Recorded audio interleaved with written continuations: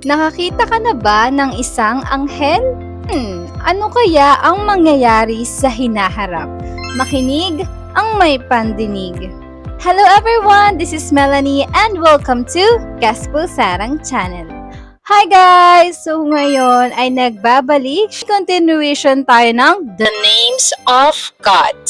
Names of God, El Roy. Ang ibig sabihin ng El Roy is the God who sees. So, open niyo yung Bible niyo sa Genesis chapter 16, verse 13.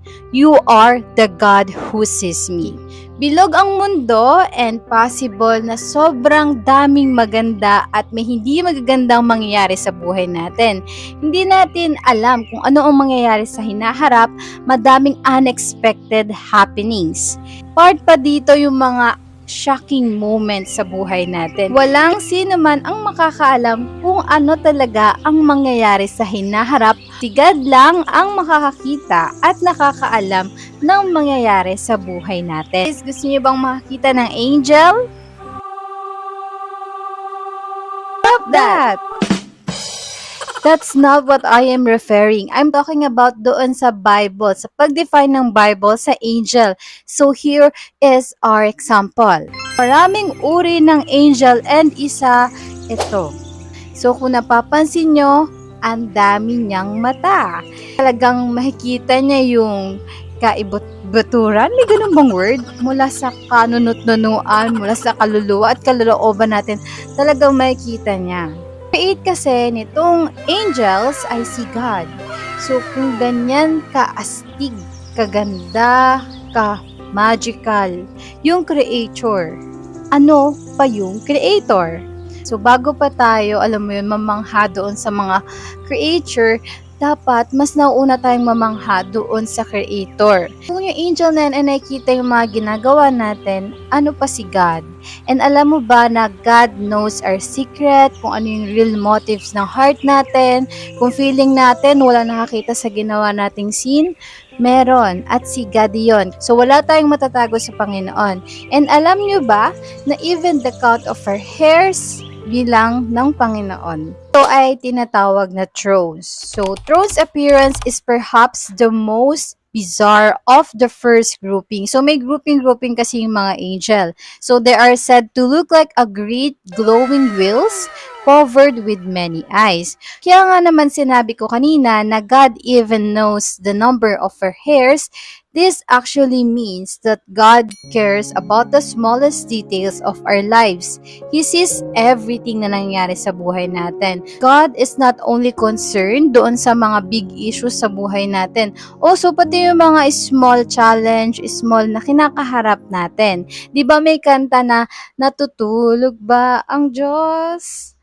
Actually, no, hindi po natutulog ang Diyos. Literally, figuratively, logically, biblically speaking, hindi po natutulog ang Diyos.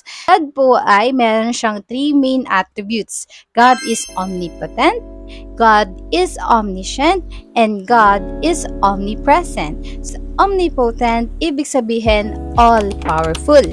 Omniscient, all-knowing, and omnipresent, God is present everywhere at all times. So, hindi po natutulog ang Panginoon. Yung tatlong yan yung main attributes ni God. Hindi siya characteristics Kasi ang characteristics, magbe-base yun sa environment, sa kung paano siya lumaki, or kung kanino niya namana. God main attributes, ibig sabihin, siya talaga yun. Sa kanya yun nanggagaling. Siya talaga as in. Super important, no? Mahalaga talaga na every moment ng buhay natin, we see God in all awe and reverence. Maalala natin na God is omnipotent, omniscient, and omnipresent. So, kaya nakakita ka ng someone na maganda, magaling, bago ka mamangha sa kanila, mamangha ka sa God na nagmo-mold sa kanila. Mamangha ka sa God na nagbigay ng kakayahan, ng skills. Like what I said, mamangha muna doon sa Creator. Kasi para kapag andyan na yung problema, andyan na yung challenge, you know you're not alone. When you are sad, you are crying with God. When you are joyful, you are rejoicing with God. When you are in a spiritual battle, you are fighting with God, Jesus, and Holy Spirit.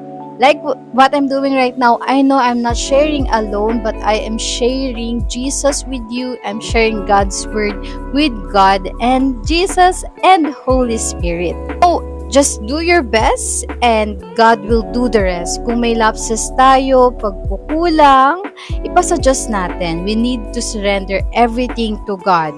Give all your worries and burden to Him.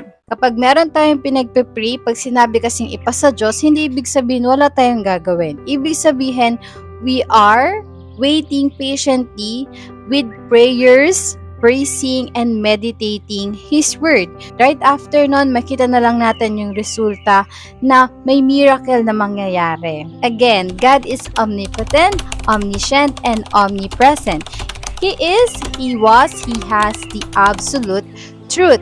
Kaya tayo, huwag tayong basta-basta maniniwala sa opinyon ng mga tao na taliwas sa katotohanan, taliwas sa sinasabi ng Panginoon. Kasi kung gaano pa yan kasikat, gaano pa yan kayaman or kataas ng posisyon sa buhay, walang-wala kapag andyan na si God na omnipotent, omniscient, and omnipresent. Kaya dapat mas maniwala tayo kay God at sa kung ano yung sinasabi ni God. Pag tayo na sinasabi na 2024 na, ginagamit pa yung taon para ma-justify yung sin. Pag sinabi ni God na kasalanan yon, hindi yun kalugod-lugod sa Kanya, pag ginawa mo isang bagay na yon ay mapapahama ka. You know, God will use people as an instrument to reveal Himself or to give glory to Him. As well as Satan. Satan will use people then to lure, to deceive, to trick people. Yung mga opinion ng tao is based lang yun sa feelings, sa emotion na nagbabago. Sabi sa Bible, heart is deceitful. Satan will indirectly say na God's word cannot be trusted and manatili ka lang sa kasalanan mo dahil hindi mo naman kayang magbagong buhay. But the truth is, yung Bible have faith in God, believe that Jesus dies for your sins to give you new life. At tayo, ikaw na nanonood, lahat ng nilikha ng Panginoon, tinatawag tayo para talikuran yung mga kasalanan natin at manumbalik yung relasyon natin sa Panginoon. Again guys, Elroy, the God who sees. And guys, thank you guys for watching. Don't forget to subscribe, like, and help me share the Word of God. Bye-bye!